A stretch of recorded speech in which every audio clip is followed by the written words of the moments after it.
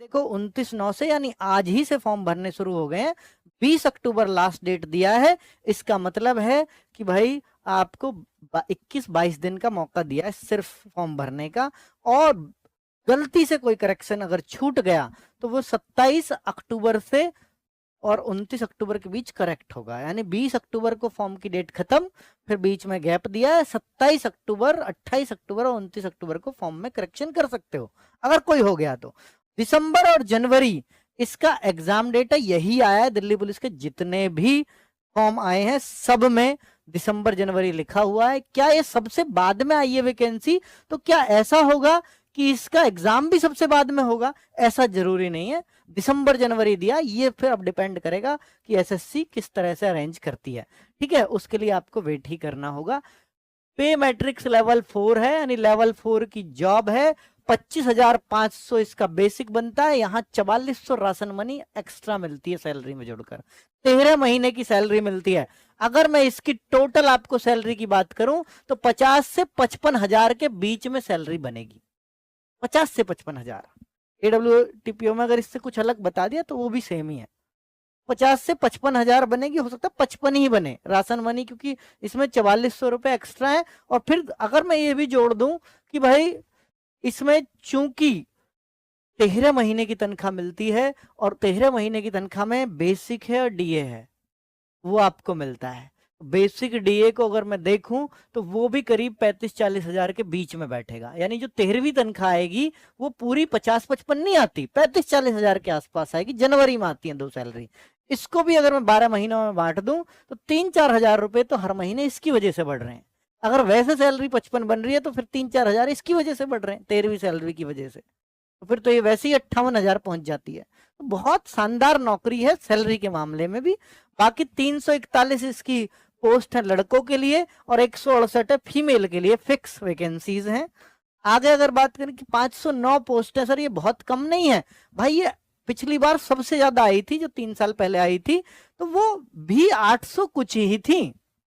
पिछली बार सबसे ज्यादा 800 कुछ, उससे पहले 500 के आसपास या 400 के आसपास ये रेंज में मिलती हैं।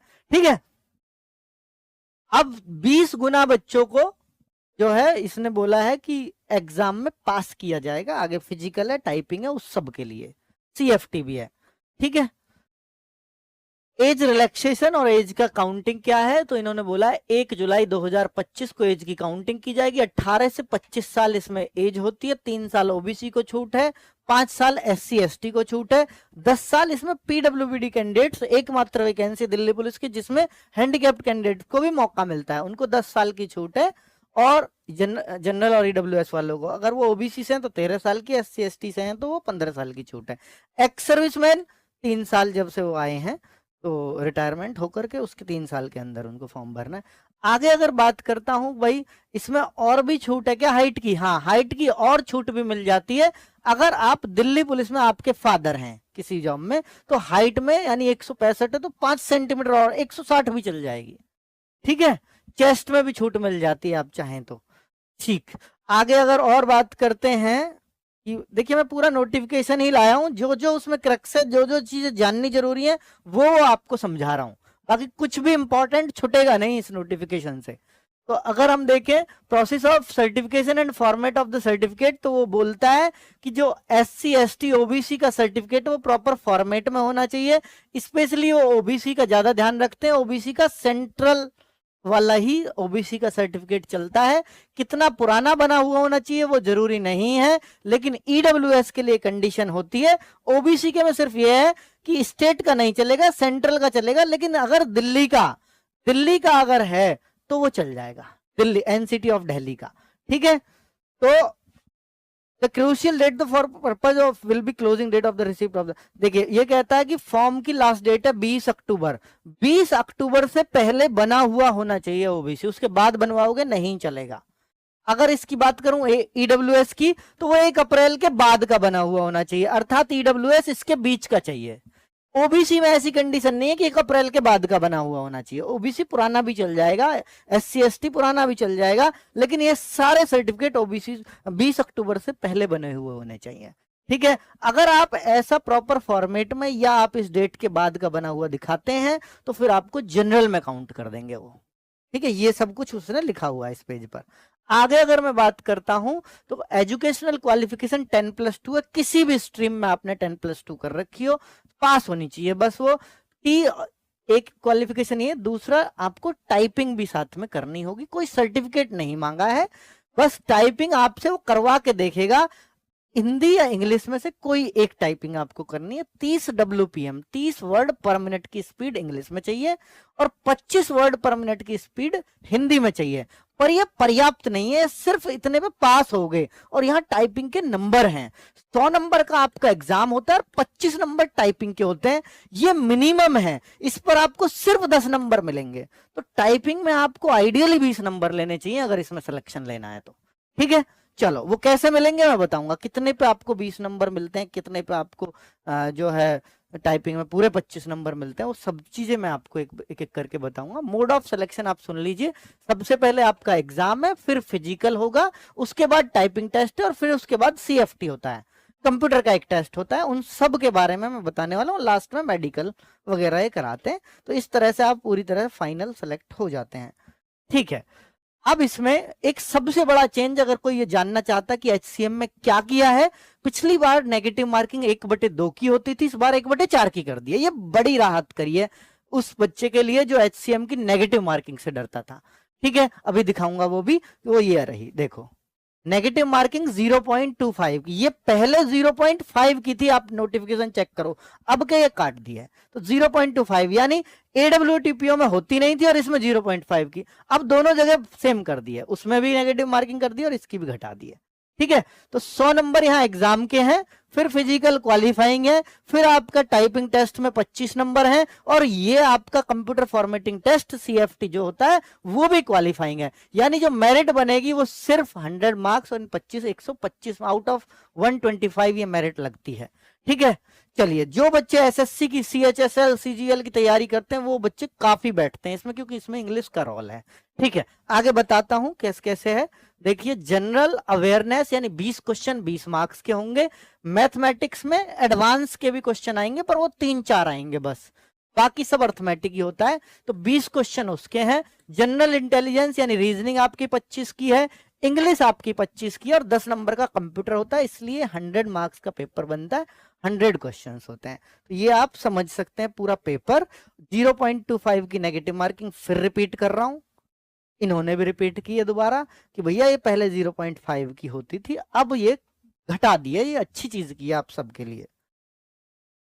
डिक्लेरेशन ऑफ द रिजल्ट, और ये हाँ, इसमें जो स्क्राइब वाले कैंडिडेट्स हैं, जो इस बार घपला हुआ था SSC CGL में, नोएडा से लोग भी पकड़े गए हैं, इसमें no scribe will be provided to the person with benchmark disabilities, यानी जो जिनको आंखों से प्रॉब्लम है उनको स्क्राइब यहाँ पर इस एग्जाम में नहीं दिया जाता है। ठीक है, चलो declaration of the result of the computer based exam. तो डिक्लेरेशन कैसे करेगा रिजल्ट का, कि भाई उसने खुद ही बता दिया 20 गुने बच्चों को पास किया जाएगा, कैटेगरी वाइज 20 गुना वो लेगा, और उस हिसाब से फिर देख लेगा कि भाई कितने कितने बच्चे कहाँ कहाँ पास हो रहे हैं। अब चूंकि 20 गुना में ये पता नहीं है ना कितने बच्चे, टाइपिंग क्योंकि मुश्किल है इसकी, 20 गुना बच्चे ले लिए फिजिकल में। अब हो सकता है कि भाई जैसे इन्होंने 500 वैकेंसी, 20 गुना यानी 10,000 बच्चों को फिजिकल के लिए पास करेंगे, हो सकता है वहां पर 4,000 बच्चे पास हो जाएं, वहां हो सकता है 2,000 बच्चे पास हों, लेने तो 500 हैं। फिर आगे टाइपिंग में बाहर होंगे, फिर आगे TFT में बाहर होंगे, लेकिन कहीं कट ऑफ नहीं लगेगा। कट ऑफ एक तो एग्जाम के टाइम लगता है 20 गुने बच्चों के लिए, और एक फाइनल कट ऑफ लगता है। बाकी सब बच्चा जो स्टेजेस क्वालिफाई करता जाएगा हर एग्जाम में बैठता चला जाएगा। क्लियर? ठीक है, आगे अगर बात करता हूं भाई फिजिकल क्या है, क्वालिफाइंग है ओनली। 7 मिनट में आपको रनिंग करनी होगी, अगर आपकी एज 30 ईयर्स तक है तो ज्यादातर बच्चों की 30 ईयर्स तक आ जाएगी, बाकी ये कंडीशन एक्स सर्विसमैन वगैरह के लिए होती है, डिपार्टमेंटल कैंडिडेट्स के लिए होती है। 12.5 फीट लॉन्ग जंप है, 3.5 फीट हाई जंप है। तो फिजिकल कांस्टेबल के मुकाबले आसान है, AWTPO जैसा है बिल्कुल। और यहाँ पर लड़कियों के लिए अगर रनिंग देखूं तो 5 मिनट में 800 मीटर, 9 फीट लॉन्ग जंप और 3 फीट हाई जंप है। 3-3 चांस दिए जाते हैं हाई और लॉन्ग में, आप में कोई से में भी क्लियर कर सकते हो। ठीक है, तो एक एक चीज क्लियर हो रही है ना। मेल कैंडिडेट्स की जो हाइट है वो 165 सेंटीमीटर चाहिए, 5 सेंटीमीटर की छूट दे दी जाती है किन किन लोगों को, जो इन हिल एरिया से हिमाचल मेघालय और उनको एसटी कैंडिडेट्स हैं, लड़के लोग एसटी हैं, तो उनको भी 5 सेंटीमीटर की छूट है। 78 से 82 चेस्ट है, ठीक है, एसटी कैंडिडेट्स को इसमें भी छूट मिल जाएगी, ठीक है। आगे अगर बात करें, और जिनके फादर दिल्ली पुलिस में है उनको 5 सेंटीमीटर की हाइट में छूट होती है। फीमेल 157 सेंटीमीटर, 5 सेंटीमीटर का रिलैक्स मिल जाएगा इन लोगों के लिए। हाइट चाहिए 157 फीमेल की, देखिए लड़कों के लिए कम है, 170 से 165 आ गए, लेकिन लड़कियों को कोई हाइट में छूट ही नहीं है। 157 कांस्टेबल चाहिए, इसमें भी 157 चाहिए, बस छूट किसको, हिल एरिया वालों को। ये तो कांस्टेबल में भी होती है, तो यहाँ कांस्टेबल वाली ही हाइट है। लेकिन अगर आपके फादर दिल्ली पुलिस में है तो आपको छूट मिल जाएगी। हाँ, अगर आप SC ST से बिलोंग करते हैं तो भी आपको 5 सेंटीमीटर की छूट है, 152 चल जाएगी। ये पहले 155 हुआ करती थी, लेकिन अब ये 152 कर दी है। 155 हुआ करती थी पहले, 2 सेंटीमीटर की छूट होती थी SC के लिए, लेकिन अब ये बहुत अच्छी बात है कि सबके लिए 5 सेंटीमीटर कर दिया। अगर SC, लड़कों में केवल ST के लिए छूट है, लड़कियों में SC ST दोनों के लिए छूट है हाइट में, ठीक है। सेम कांस्टेबल में भी है भाई ये। चलो आगे अगर बात कर लेते हैं PMT, और वो सब कुछ इसने बता ही दिया कि 3 सेंटर्स पे बताया है कि फिजिकल आपका दिल्ली के अंदर ही होगा, और 3 जगह होगा, वजीराबाद, झड़ौदा कला और किंग्सवे कैंप, 3 जगह पर फिजिकल कराया जाता है। ये सबको पता है, यही लोकेशन होती है। और RFID से फिजिकल कराया जाएगा, तो चिप लगा दी जाती है जिसमें उनको चक्कर नहीं गिनने पड़ेंगे, वो खुद ही काउंट हो जाते हैं कितने आपने चक्कर मारे हैं, है ना। आपको भी नहीं गिनने, आपको तो गिनने पड़ेंगे, तभी तो रुकोगे आप। चलो, टाइपिंग टेस्ट ऑन कंप्यूटर, तो टाइपिंग टेस्ट आपका 25 मार्क्स का है, उसके बारे में समझाया है कब कब किसको कितने कितने मार्क्स मिलेंगे। तो भाई इसने बोला है कि 5 की दबाओगे उसका 1 वर्ड काउंट करेंगे। कई बार सोचते ना बच्चे लंबे लंबे वर्ड आ गए जी इसलिए नहीं कर पाए टाइपिंग, ऐसा नहीं होगा। 5 की स्ट्रोक्स का 1 वर्ड बनाया जाएगा। कोई 10 लेटर का, 10 की स्ट्रोक्स का अगर 1 वर्ड बन गया तो आगे हो सकता है 2 के 3 के बहुत सारे मिले। तो उस तरह से एवरेज कह रहे हैं कि 5 की स्ट्रोक्स का 1 वर्ड दबाया जाता है, बनाया जाता है, ठीक है। जैसे बता दिया 1750 की स्ट्रोक्स है, 350 वर्ड्स होंगे, ठीक है। तो अब इसने बताया है कि भाई 30 WPM से अगर आपकी इंग्लिश की टाइपिंग कम है तो डिस्क्वालीफाई हो सीधा, और हिंदी में 25 से कम है तो सीधा डिस्क्वालीफाई हो। 30 WPM की इंग्लिश में करोगे तो 10 नंबर मिलेंगे, 25 WPM की हिंदी में करोगे तो 10 नंबर मिलेंगे, ठीक है। अब देखिए पूरे नंबर कहाँ मिल रहे हैं, 25 के 25 मार्क्स, बाकी 12 कहाँ मिलेंगे, 15 कहाँ मिलेंगे, आप पढ़ सकते हो, हिंदी और इंग्लिश के साफ साफ आपको दिख रहे हैं। 50 WPM से जब आपकी स्पीड ऊपर जाती है तो ही आपको 25 मार्क्स मिलते हैं, और ये बहुत खतरनाक टाइपिंग है। क्यों खतरनाक है अभी बताऊंगा कारण। 50 WPM की आप CHSL में कर लो, बहुत आसानी से हो जाएगी, लेकिन दिल्ली पुलिस HCM में क्यों मुश्किल है अभी बता रहा हूं, क्योंकि एक गलती की सजा 10 शब्द हैं। एबव, ये आप देखिए 45 से ऊपर की स्पीड होगी हिंदी में तो 25 नंबर मिलेंगे, तब 50 की स्पीड पे है पूरे नंबर, तो कितना मुश्किल है पूरे नंबर कर पाना, ठीक है। अब अगर हम देखें कि भाई कि टोटल स्ट्रोक्स बटे 5, तो वर्ड उस तरह से उसने बनाए हैं। Total words, time of test, tentative speed, वो सब उसने बता ही रखा है। यहाँ इसको समझिए, ये समझने वाली बात है कि भाई देखो उसने बोला है अगर आपकी 10 मिस्टेक्स हैं तो आपकी पहले WPM निकाला जाएगा। जैसे आपने 400 शब्द टाइप कर दिए 10 मिनट के अंदर, तो पहले WPM निकाला, 40 WPM हो गया, ये वर्ड्स 10 मिनट में, तो 40 WPM की स्पीड ऐसे ही तो निकलती है।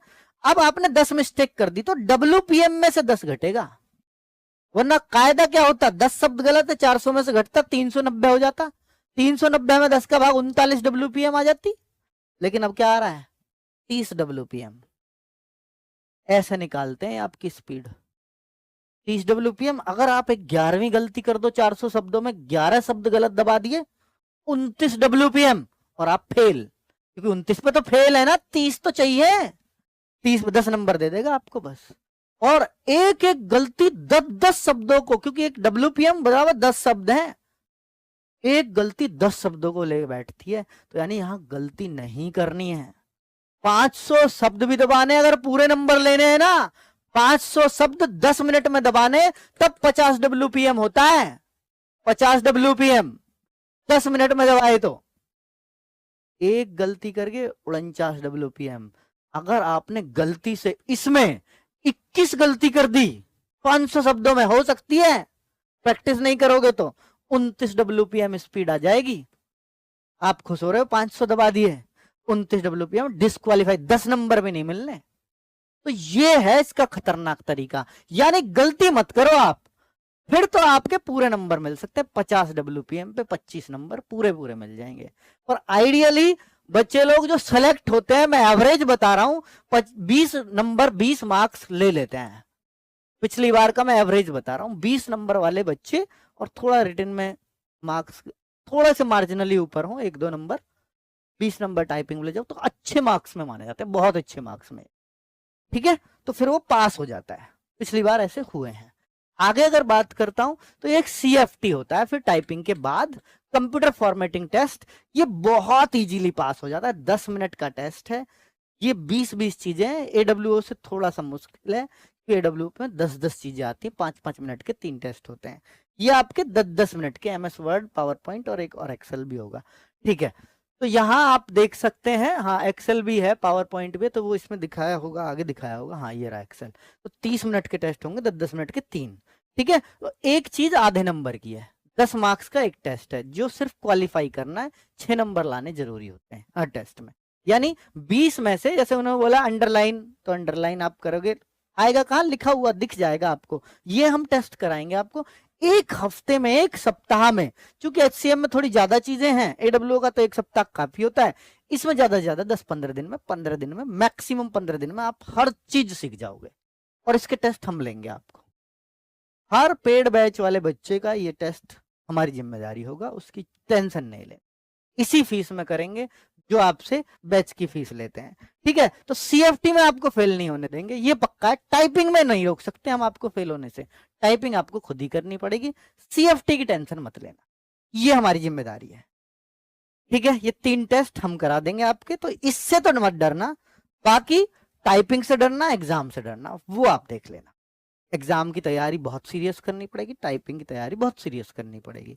एग्जाम के साथ साथ टाइपिंग करनी पड़ती है इसकी, ऐसा नहीं है कि एग्जाम हो जाएगा उसके बाद टाइपिंग स्टार्ट करेंगे, नहीं होगा सिलेक्शन।